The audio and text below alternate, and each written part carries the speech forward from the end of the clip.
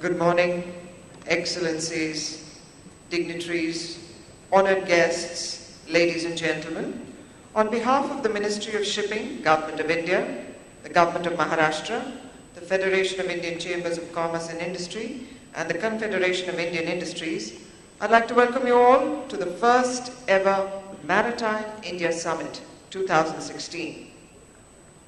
Starting from the Indus Valley civilization, India has a rich maritime tradition and a long history of close trade and cultural relationships with nations around the world. With over 200 ports located along the 7,500-kilometer coastline, India offers a vast opportunity to invest in this sector. This summit will showcase these opportunities as well as provide an excellent forum for the exchange of ideas and networking. The partner country for this event is South Korea, and the theme of the summit is Anchored for Growth. We're very honored this morning with the presence of the Prime Minister of India, Shri Narendra Modi ji, and we warmly welcome him. We begin this morning with an invocation to the god of the oceans, Varuna, one of the most important ancient Vedic deities. Varuna is the keeper of cosmic order and celestial water. We invoke the blessings of Varuna, asking him to bestow on us knowledge and wisdom. A Jal Gayatri Mantra.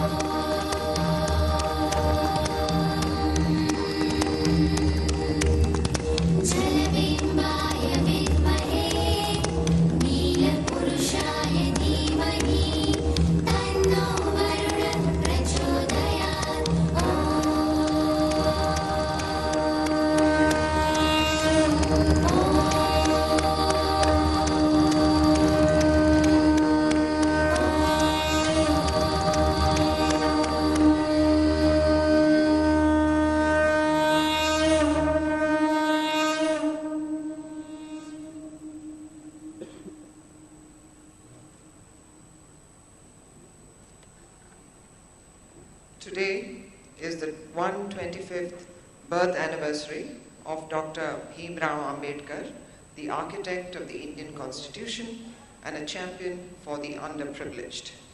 He was also a visionary and the creator of India's water policy. I request the Honorable Prime Minister of India, Shri Narendra Modi ji, to pay homage to this eminent scholar, jurist, and human rights activist on his birth anniversary.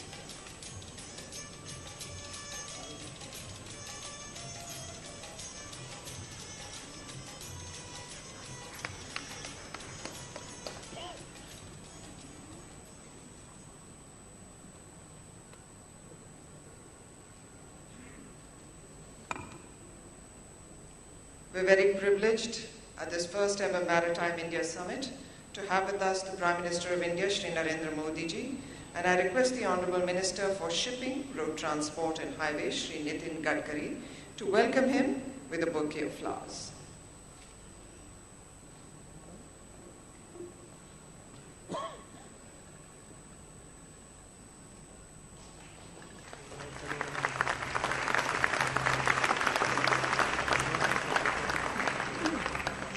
We also have a galaxy of other dignitaries on the dais, and I'd like to request that all of them be welcomed with bouquets.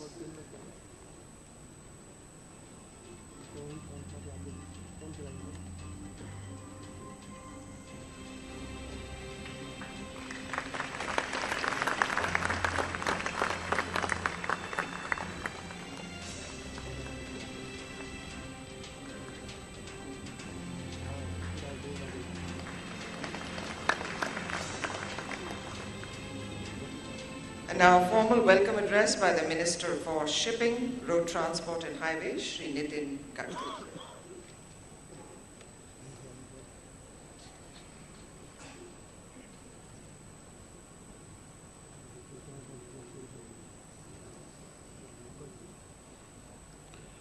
Honorable Prime Minister, Honorable Minister of Ocean and Fisheries, Republic of Korea, Honorable Governor of Maharashtra, Chief Minister of Maharashtra and Gujarat, my colleagues, leaders and delegates from maritime community, dear friends, I welcome you all to the first Maritime India Summit.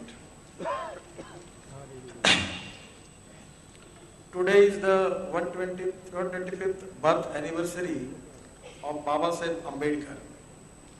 Baba Saheb established the Central Waterways Irrigation and Navigation Commission in 1945 and provided the vision of river navigation.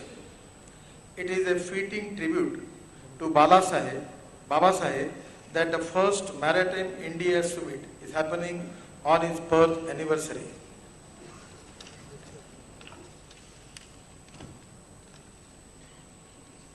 India offers a bright spot of growth in global economic globe. India has become the fastest growing large economy. India economy is poised to grow at 8%. Our seaborne trade has increased at twice the global rate in the last 10 years. It is expected to be thrice the global rate this decade. Last year, Indian port traffic grew by 2.5% as against global sea trade growth of 0.5%.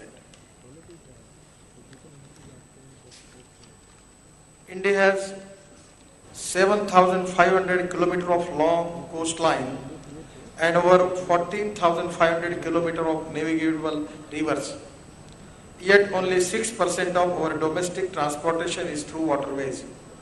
Considerable opportunities are there in coastal shipping and in inland waterways. Ever since this government took charge, the Prime Minister has been stressing on the importance of India's maritime sector for the growth of our country. His personal attention to the maritime sector is a great motivating factor for all of us to reach new heights. We have launched an ambitious program, Project Unnati, to modernize our major ports.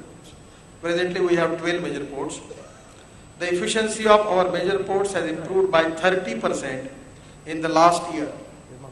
The major ports registered record profit of $650 million, that is rupees 4,200 crore in 15-16.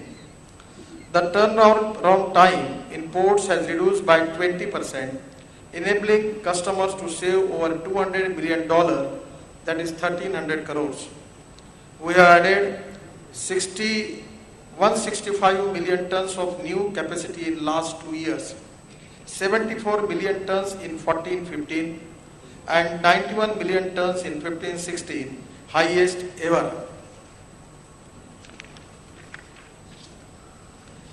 Shipping Corporation of India would be soon announcing record profits, ending consecutive year of losses.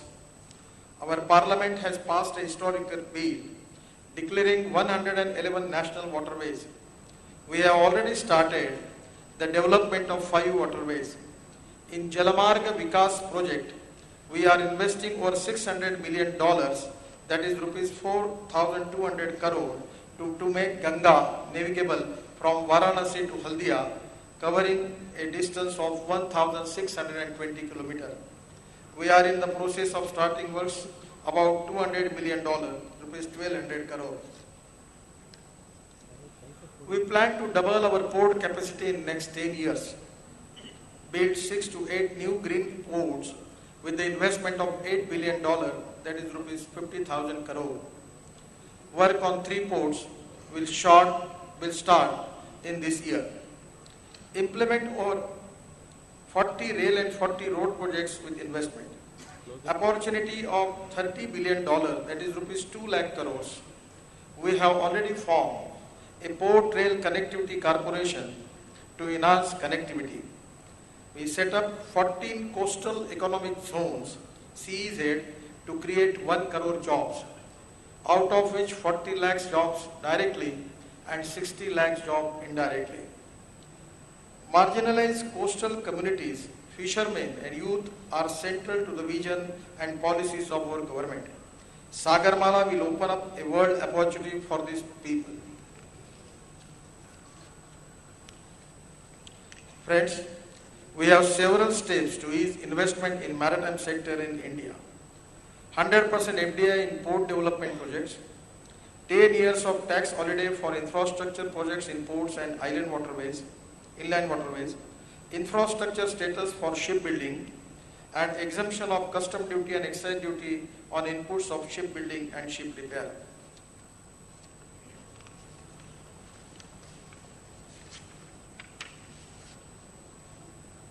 I welcome you all to explore the vibrancy of our maritime sector and invest in India. I promise on behalf of the Government of India to extend all possible help for the same. This is a very historical event. Our progress and development in the sector is constantly increasing. We already have a good track record for the development and progressive track record, which is encouraging the investors to invest in India. It's really a very historical event, and it's only because of the vision of Honorable Prime Minister. He always insists for any development country in the world, the first important thing is the ports, shipping, and that is the key of success. So he is a great inspirator and motivator for all of us. Today, new era is start. Once again, I welcome Honorable Prime Minister and all of you to the first Maritime India Summit in Mumbai. Thank you very much.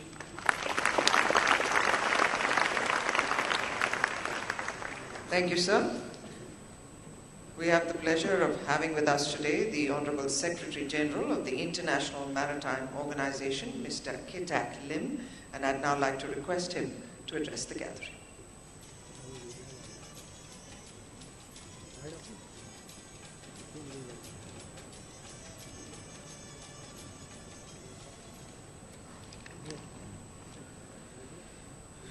Honorable Prime Minister Narendra Modi, Minister, ladies and gentlemen, it is great pleasure to be here today, and I'm grateful for the opportunity to share a platform with you at the opening of this important, indeed visionary shipping summit. I have spent all my working life involved in shipping, port, and transport, and that experience has given me an unshakable belief. It is the belief that investment, growth, and improvement in this sector is a clear indication of a country that is enjoying success in the present and the planning for more success in the future. And it is a testimony to policymakers, whether public or private, who are serving their stakeholders well. In the case of India, the facts speak for themselves. India is a newly industrialized country, a member of G20, and currently the 7th largest economy in the world. And it is now the world's fastest growing economy. And this is not flash in the pan. India has enjoyed remarkable average annual economic growth of approximately 7% over the past 2 decades. In the short term, the outlook for further growth is strong. According to the IMF, the Indian economy is the bright spot in the global landscape. And the perspective for long-term growth of the Indian economy is also positive. You have a useful population, a low dependency ratio, a healthy culture of a prudent personal financial management, and your integration into the global economy is well established. Some reports have predicted that by 2050, India could overtake both the European Union and the United States in share of world GDP. But to realize this vast potential will require investment in the country's institutions, in mass education, and of course, in infrastructure as well. And in this context, Prime Minister, I should like to congratulate you and your government for the positive step you have taken to promote investment and development throughout your country's maritime sector. Given India's long coastline and its widespread distribution of major ports, backed up by extensive inland waterway network, this is clearly a policy direction that will be of great benefits to the country as a whole, not just to the maritime sector itself. By promoting trade by sea, nurturing national shipping lines, and promoting seafaring, by improving port infrastructure and efficiency, by developing and strengthening intermodal links and hinterland connections, by promoting shipbuilding industry, and even by fostering tourism, maritime activity can both drive and support a growing national economy. Of course, when you engage in international maritime activity, you also engage with the other country. And that's why shipping has an international body, International Maritime Organization, to develop standards for safety, environmental protection, security, efficiency, and so on, that can be adopted and implemented globally. IMO is the single global body for maritime policy and regulation, and India has been a great supporter of the organization throughout its proud history. India joined IMO in 1959, the year of its establishment, and has served almost continuously as a council member of the organization ever since. Over the past half century, IMO has had a huge beneficial impact on shipping, and this has been felt by all those who rely on the industry. Looking ahead, I would like to see the positive benefits of IMO's work spread further throughout the supply chain. I believe IMO can and should be the catalyst for dialogue and communication, not just at the governmental level, but within and throughout shipping industry and the logistics industry. In short, the entire global supply chain and everything that affects it. And that's why I'm so keen to support this summit today. Within the context of your own country, you have clearly grasped the importance of the joint thinking, collaborative planning across the full spectrum of the maritime sector. And this summit meeting is bringing all those different yet interconnected stakeholders together to explore opportunities for mutual benefit. Prime Ministers, Ministers, ladies and gentlemen, the search for synergies and the promotion of a partnership across the maritime and the logistics sectors are worthy objectives. And I have no doubt that this summit and its associated forum will help you achieve them. I wish you every success, both with the meeting and with the wider program of maritime development, in which you are so effectively engaged. Thank you.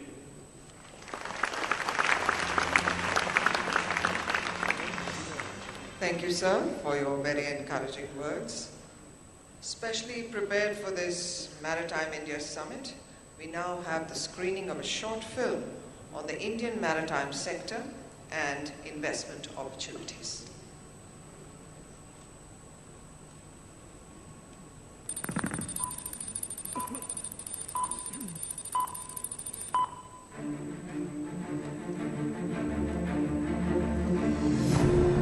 India, the ancient capital of trade and commerce, and believed to be the cradle of civilization, from whose shores assorted merchandise like spices, textiles, grains, etc. were shipped to various parts of the world.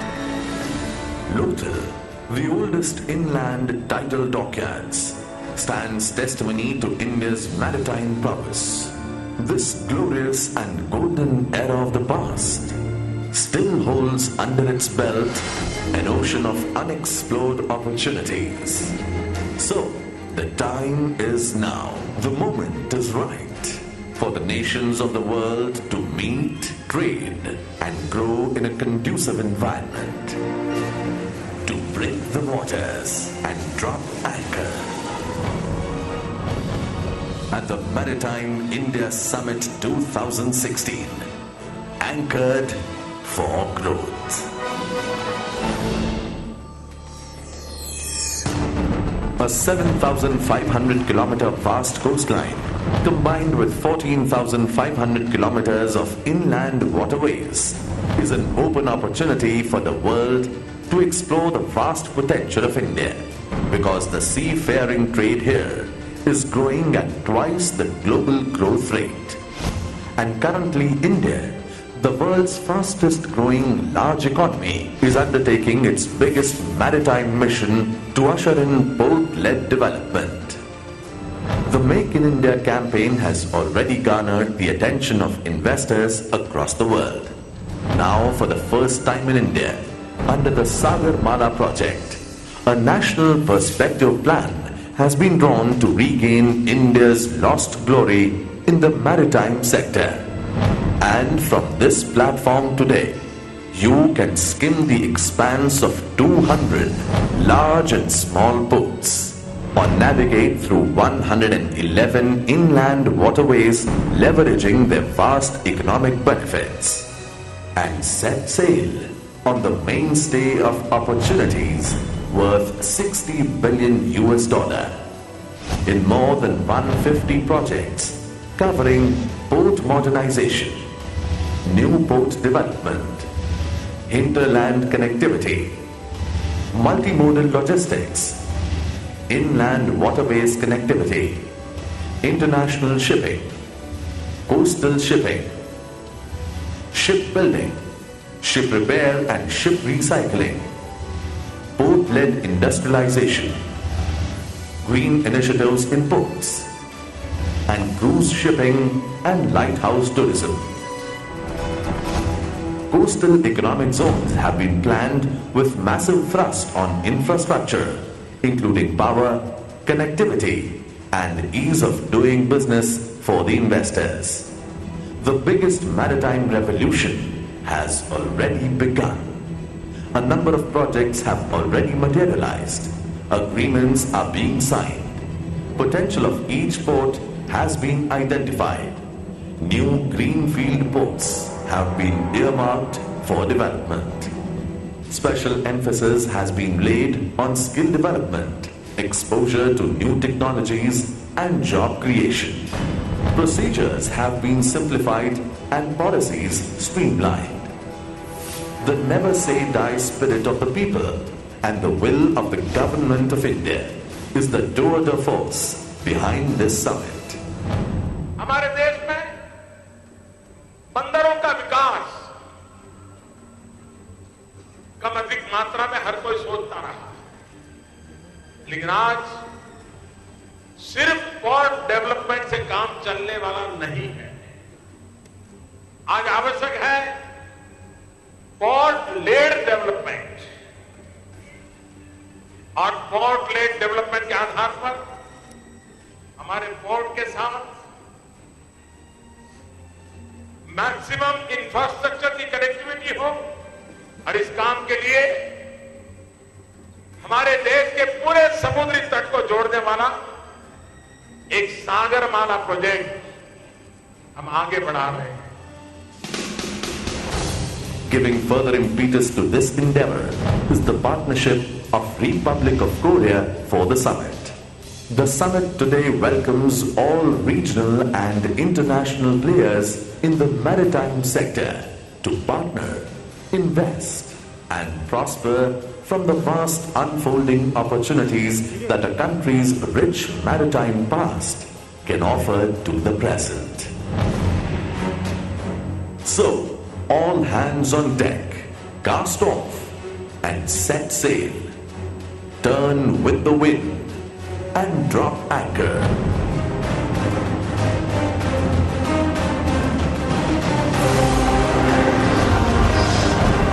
Maritime India Summit 2016. Come, explore the ocean of opportunities.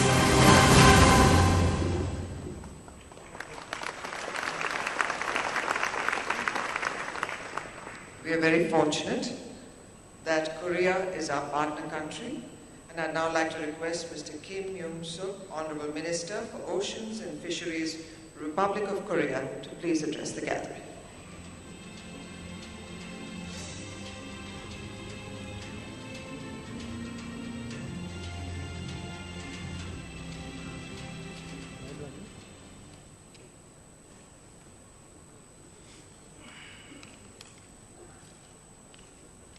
Your Excellency, the Honorable Prime Minister Narendra Modi, Excellencies, ladies and gentlemen, first and foremost, I would like to express my heartfelt congratulations to the opening of Maritime India Summit 2016.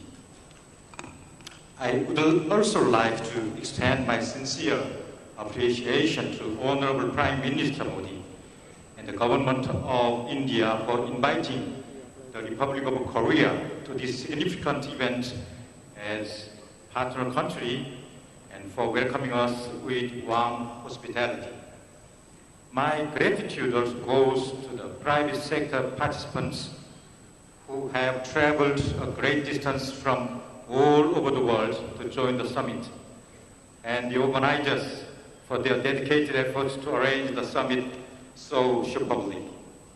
Excellencies and distinguished participants, before I begin, I would like to share with you a quote from the great naval historian E.B. Porter, who aptly captured the importance of the waterways that help us push the boundaries of our limits.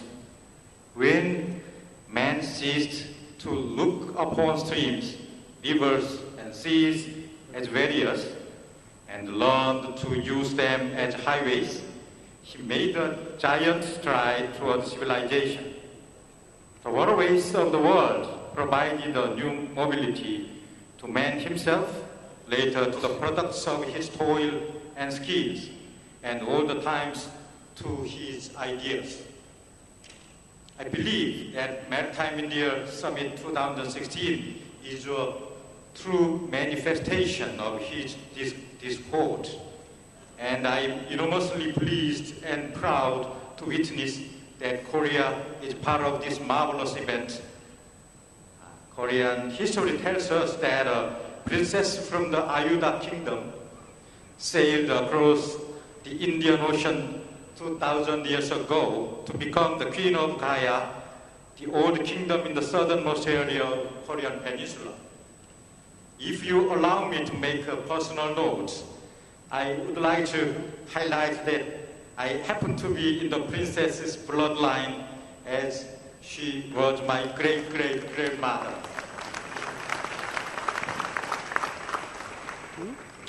Having the friendship that has lasted 2 millennia, India and Korea established diplomatic ties in 1973, which marked an official starting point of ever-strengthening cooperation between the two countries.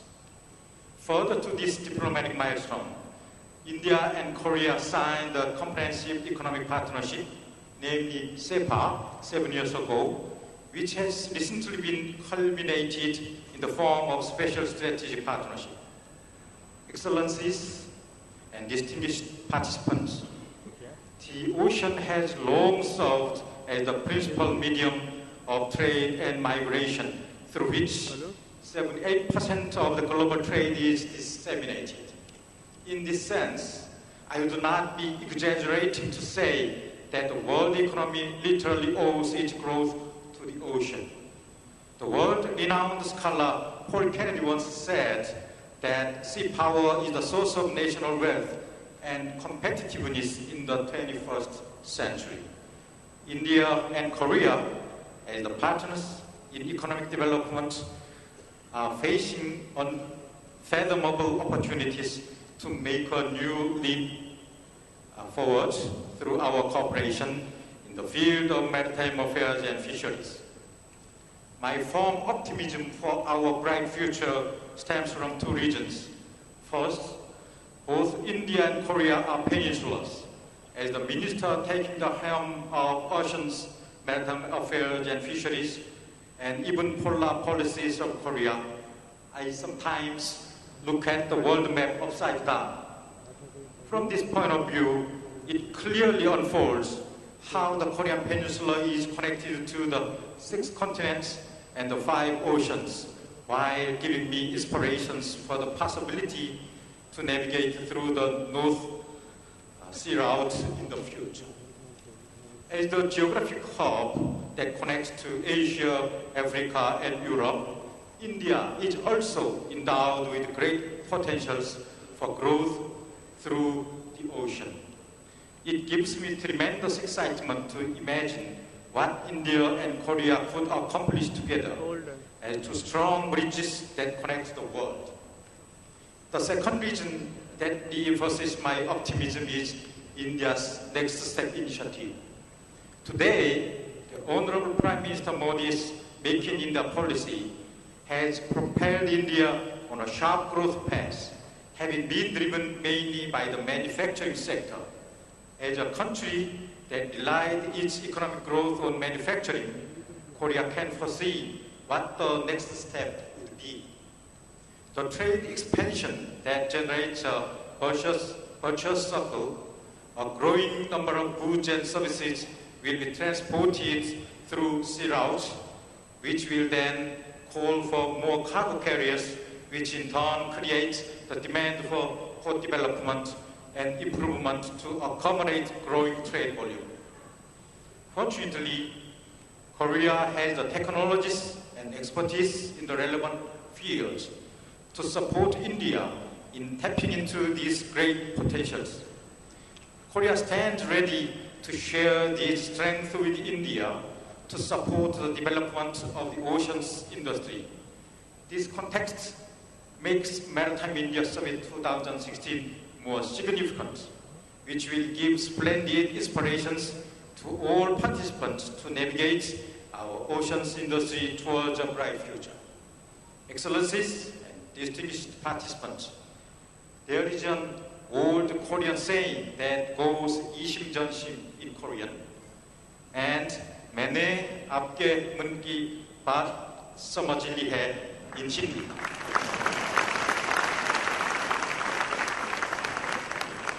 Which translates into English as understanding each other even without words. The great poet of India, Rabindranath Tagore, a Nobel laureate in literature, once sang Korea as a lamp of the East during World War II. His beautiful words were great solace when Korea was struggling to reclaim its sovereignty. Having the similar experience of navigating through countless trials of time to make the hard-earned accomplishments of today, India and Korea are the friends that do not require many words to understand each other. I have high expectations that this friendship will be extended to all participants as we all work together on this great journey to drive our oceans industry forward. I would like to once again extend my sincere appreciation to Prime Minister Modi and the summit organizers for this wonderful forum for communication. Before leaving the podium, I would like to take a moment to express my sincere condolences to victims of the recent tragic fireworks accidents at the Pottingal Temple complex.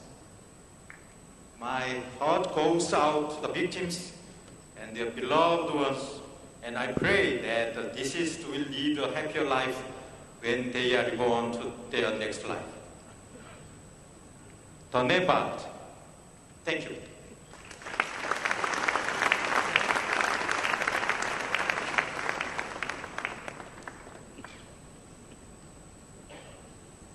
Thank you, sir.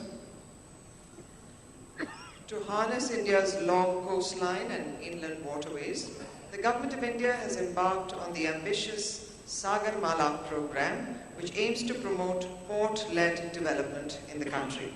I now request the Honorable Prime Minister of India to release the National Perspective Plan for the comprehensive development of India's coastline and maritime sector, the Sagarmala program.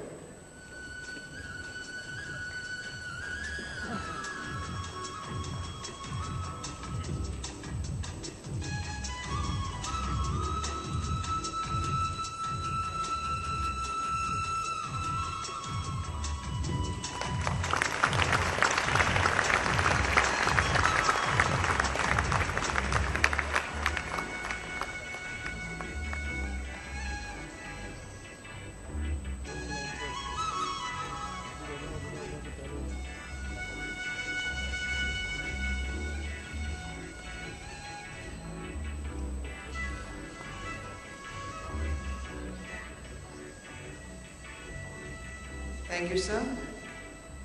And I now like to request the Honorable Prime Minister of India, Shri Narendra Modi ji, to please address the gathering.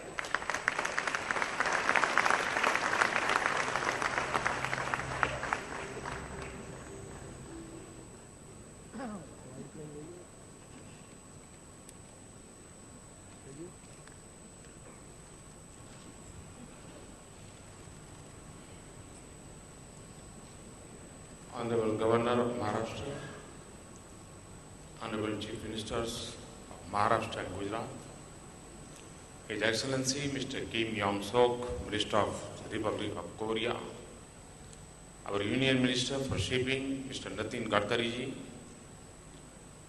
other dignitaries on the dais, delegates, ladies and gentlemen. Our great pleasure in being with you and welcoming you at the Maritime India Summit. This is the first time that a global event of such large scale is being organized by India. I extend a warm welcome to all the esteemed guests attending this event in the Maritime Hub of India. I'm sure this event, together with the seminars and exhibitions, will showcase the emerging trends and opportunities in the maritime sector.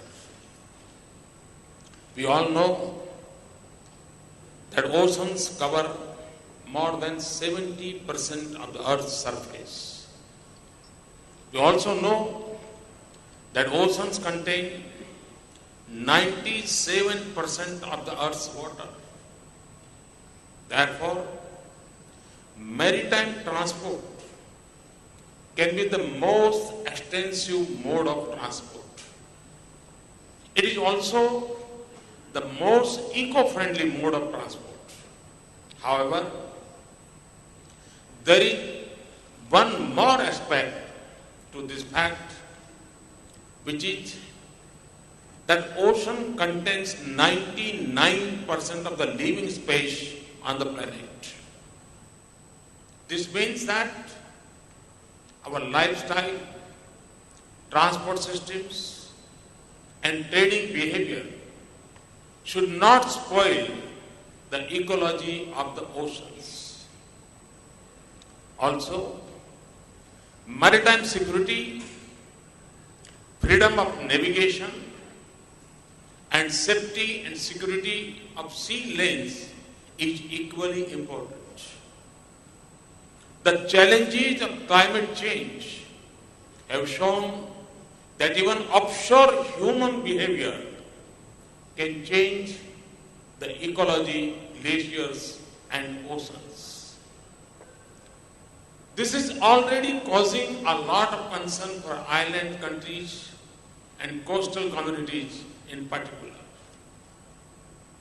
I hope this summit will deliberate on these issues while discussing economic issues related with oceans. The elimination of sea piracy, which was a big threat to international shipping a few years ago, is a good example of how joint efforts by maritime nations can achieve outstanding results. Friends, there is a reason why this important summit has been organized today on the 14th of April 2016.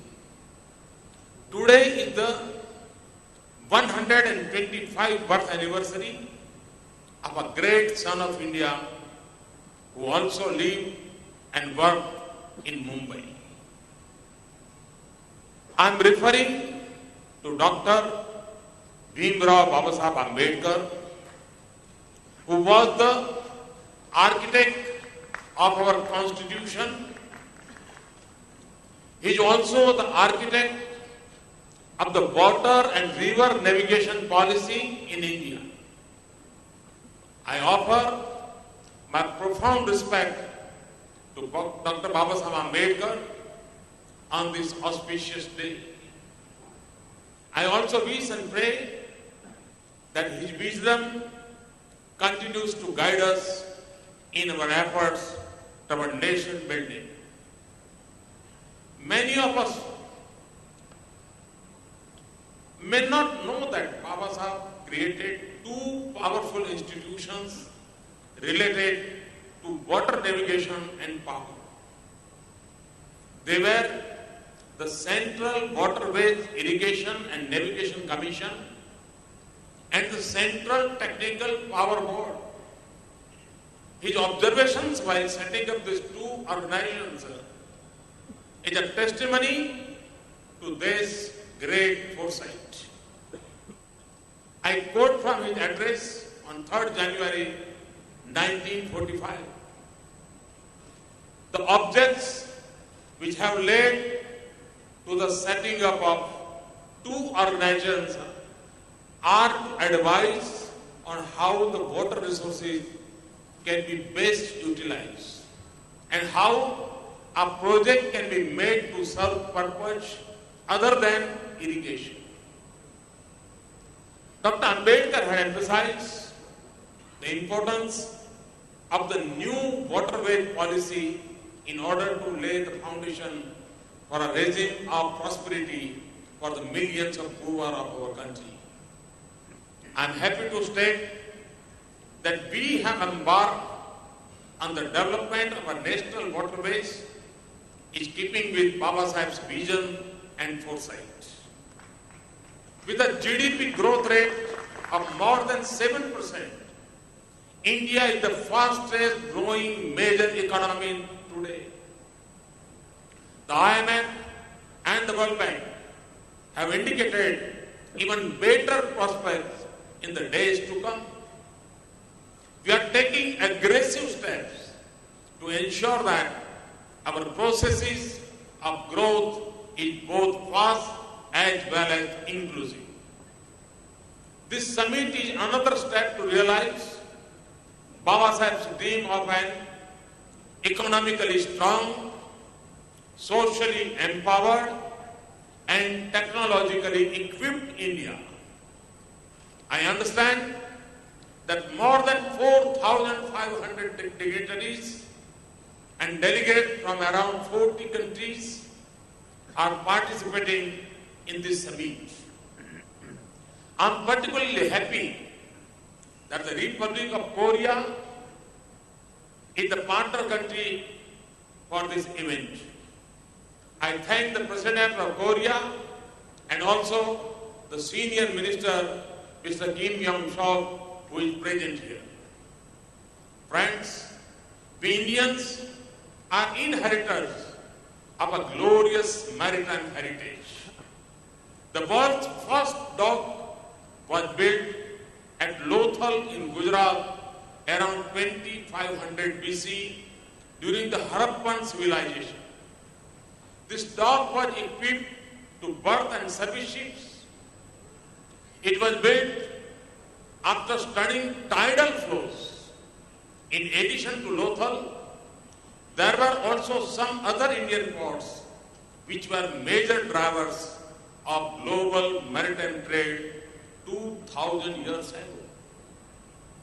This included Goregaon, which is today known as Bharuch in Gujarat, Mujiris, which is today known as Kondangalur near Cochin in Kerala, Korkai, which is today's Tuticorin, Kaveripattanam, which is the Nagapattanam district, Tamil Nadu, and Arikamedu, which is Ariyankudappam district of Puducherry. There are many references in ancient Indian literature and in Greek and Roman works about the vibrant maritime trade of India with Rome, Greece, Egypt and Arabia. Ancient and medieval Indian traders maintained links with countries in Southeast and East Asia, Africa, Arabia and Europe. Friends, since my government took over, among other things, we have laid emphasis on building futuristic infrastructure. This includes building next generation infrastructure in many sectors, ports, shipping and maritime infrastructures is prominent among them. It is my government's endeavor to revive and restore India's position of eminence in the global maritime sector.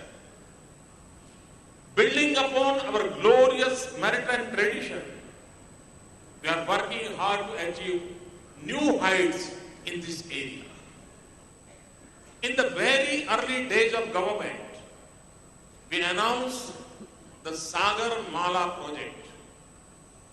This is aimed at liberating our long coastline and natural maritime advantage.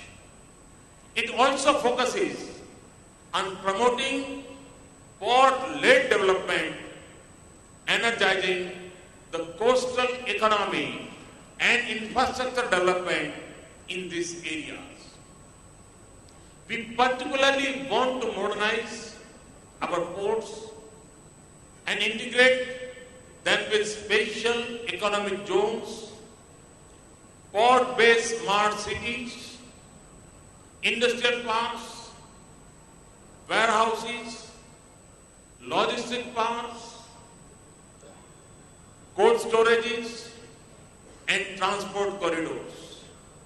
I must mention that our vast coastline of 7,500 kilometers offers a huge investment opportunity. Apart from the length of the coastline, India's maritime potential also lies in its strategic location on all major shipping highways. In addition, we have an expansive and productive hinterland through which flows a network of mighty rivers. Our maritime agenda will complement this ambitious infrastructure plan for the hinterland which is going on in parallel. I call upon the global business community to partner with us to give shape to our process of port-led development. I am sure the long coastline of India, along with diverse coastal regions and hard-working coastal communities, can become an engine of growth of India. To enable the growth of the port and related sectors, we have carried out several reforms and taken a number of new initiatives. Under our Make in India approach, we have taken many steps to make India a global manufacturing hub. Recently, Moody's has appreciated the Make in India initiative. We have done a lot of corrections on the front of ease of doing business. We have jumped up 12 ranks in World Bank's ranking. A lot of simplification has happened in the processes for cross-border trade. We have greatly liberalized the licensing regimes. This also includes the defense sector and shipbuilding therein. We have taken almost 60% of the defense items out of the licensing processes. Most of the FDI sectors are now put on automatic approval route. Shipyards are being given infrastructure status at par with the ports. Rebate of service tax on coastal shipping has been increased to 70%. We have granted customs duty and central excise exemption on inputs used in shipbuilding. A scheme of financial assistance to promote shipbuilding has been approved. Customs and central excise duties have been exempted on bunker fuel for Indian flag container ships. Tax issues of seafarers have been resolved. A new company by the name of Indian Port Rail Corporation has been established to focus on the last mile connectivity to ports. We have enacted a legislation for declaring 111 waterways as National Waterways 1. We have taken up skill development activity aggressively. The results of our initial efforts are clearly visible. FDI inflows have gone up by 44% since this government took over.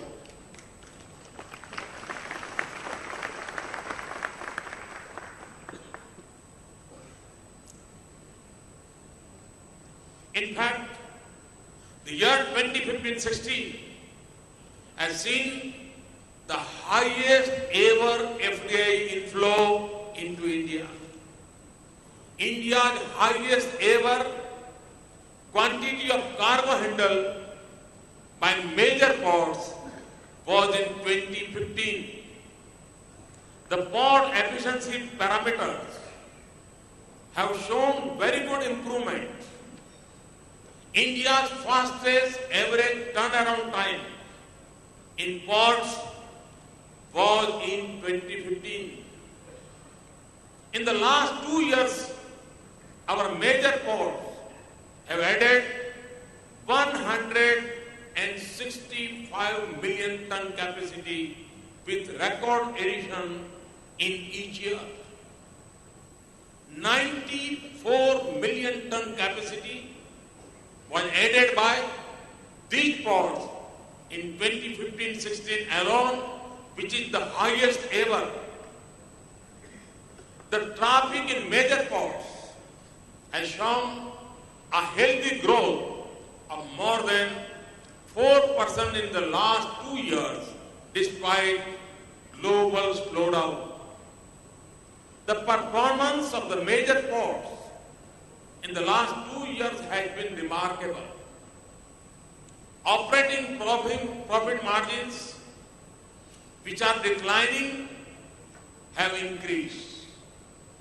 In 2015-16 alone, the operating profit of the 12 major ports has increased by nearly 6.7 billion rupees. During 2015-16, Kandla port in Gujarat reached the 100 million traffic landmark and displayed 20% improvement in efficiency. Jawaharlal Nehru Port Trust registered a net profit of 10 billion rupees, helped by a 12% increase in efficiency. Our flagship companies like Shipping Corporation, Dredging Corporation, and the Cochin Shipyard have registered higher profits as compared to the previous years. However, this is just the beginning. We want to do more. We are enhancing our own capacity of execution and implementation. The National Perspective Plan of the Sagarmala program has been released today. During the last 2 years, major ports have awarded 56 new projects involving an investment of more than 250 billion rupees. This will create an additional port capacity of 317 million tons per annum. Our vision is to increase port capacity from 1,400 million tons to 3,000 million tons by 2025. We want to mobilize an investment of 1 lakh crore or 1 trillion rupees in the port sector to enable this growth.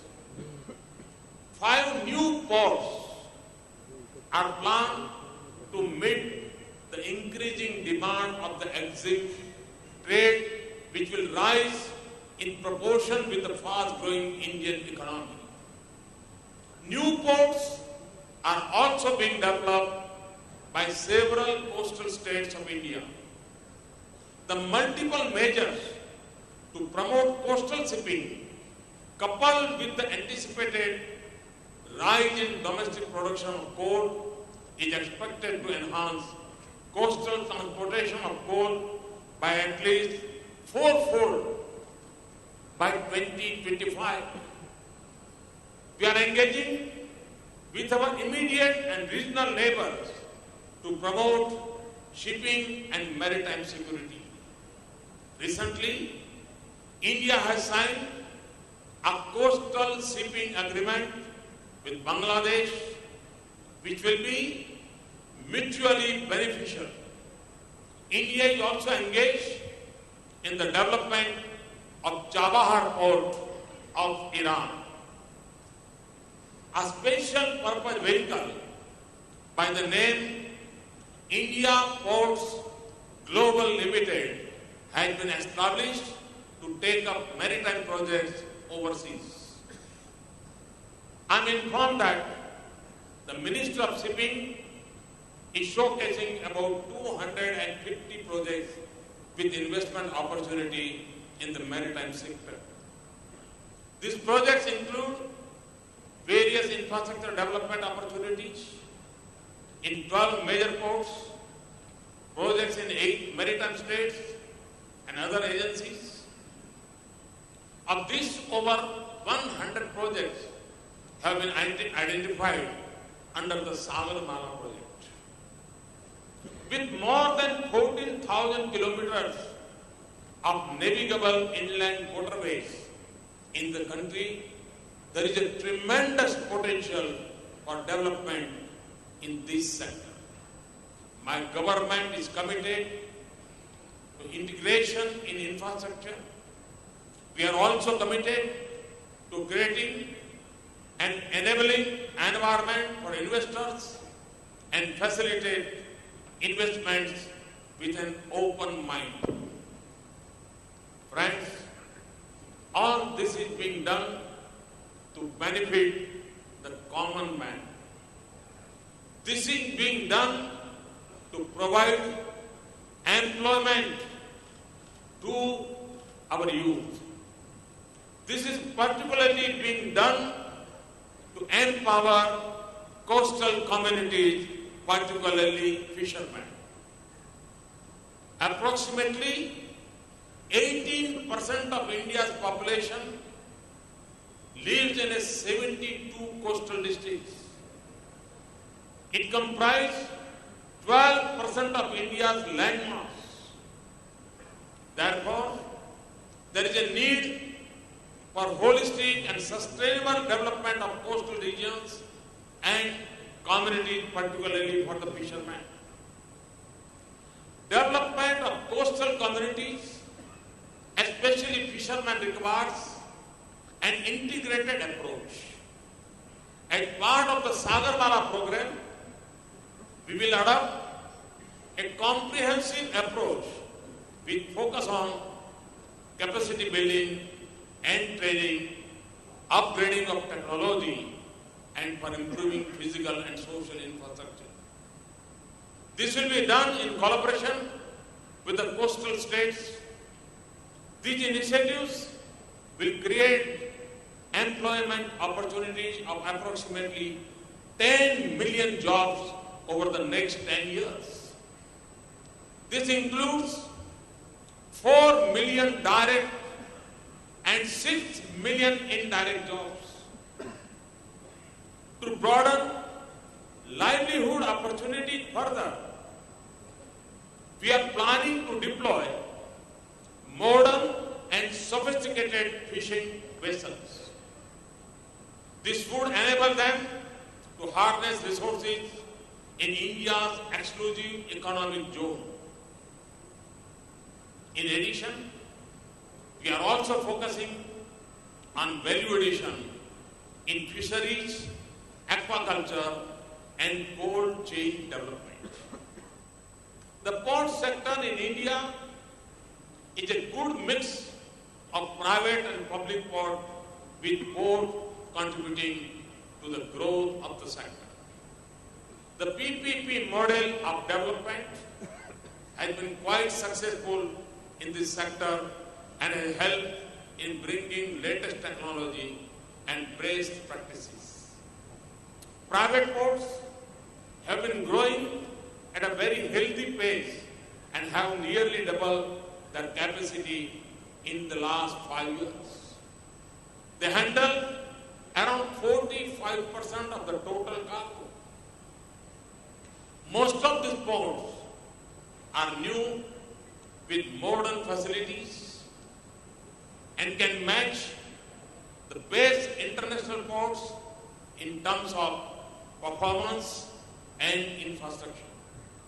Friends, India has had a glorious maritime history. We are on the path of shaping an even better maritime future.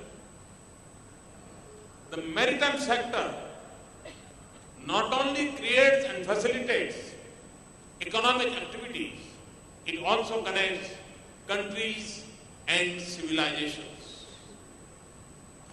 Moreover, it is the cleanest and cheapest carrier of global trade. Investing in maritime sector is not only investing in one's own future, but in the future of the planet and that of coming generations.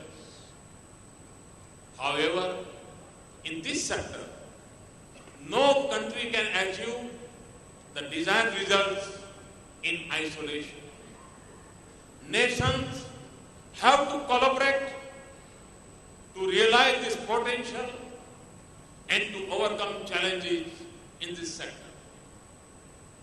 The objective of this summit is to provide a platform and a forum for such cooperation.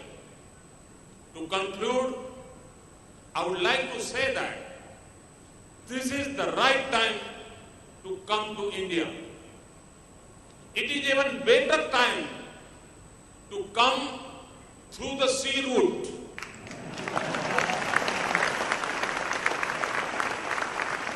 The Indian ship is well equipped for a long haul.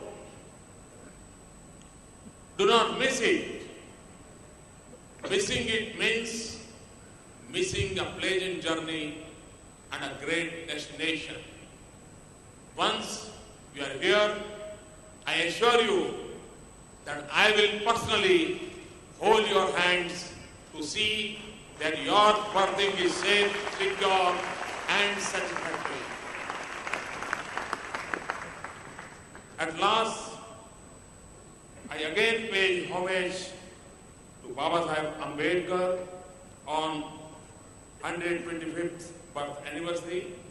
Thank you very much. Thanks a lot.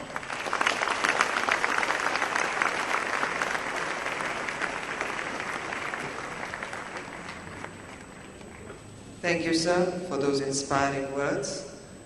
We are extremely grateful to the Honorable Prime Minister of India for gracing the occasion and encouraging this first ever initiative of the Ministry of Shipping. And I'd like to request the Honorable Minister, Shri Nitin Gadkari ji, to present a memento of the occasion to our Honorable Prime Minister, Shri Narendra Modi ji.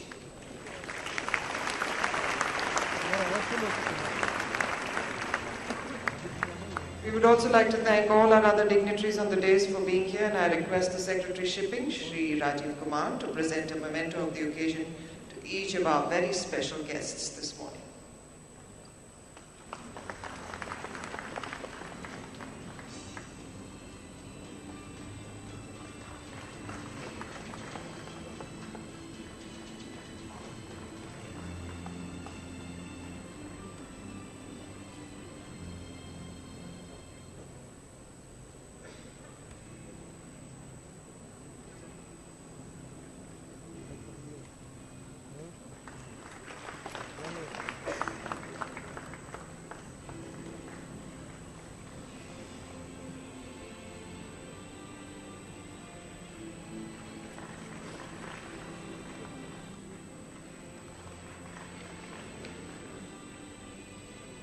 And a memento of the occasion to the Secretary Shipping, Shri Rajiv Kumar.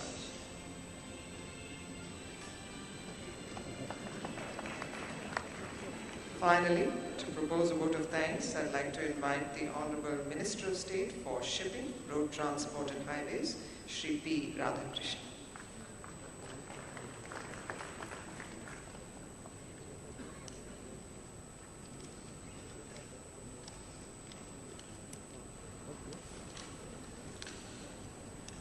It is indeed our privilege and pleasure to have you all for the inaugural session of the Maritime India Summit 2016.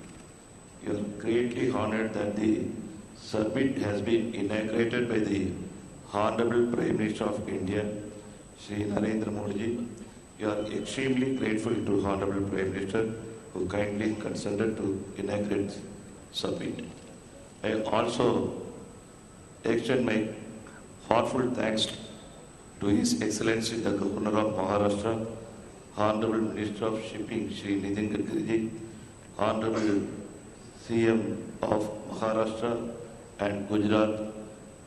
my cabinet colleagues and ministers, my special thanks to Honorable Minister of Oceans and Fisheries, Republic of Korea, foreign delegates from state governments. I express my gratitude and thanks to Secretary General IMO for gracing this occasion. Thank you very much. Jai Hind.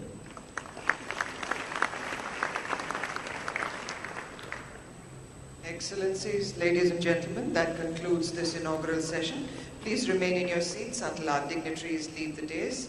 The first technical session on the Sagarmala program will be held at this hall at 12 noon. Please refer to your brochures for breakaway sessions thereafter. Thank you all for joining me here this morning. I'm Sukanya Balakrishnan. Goodbye.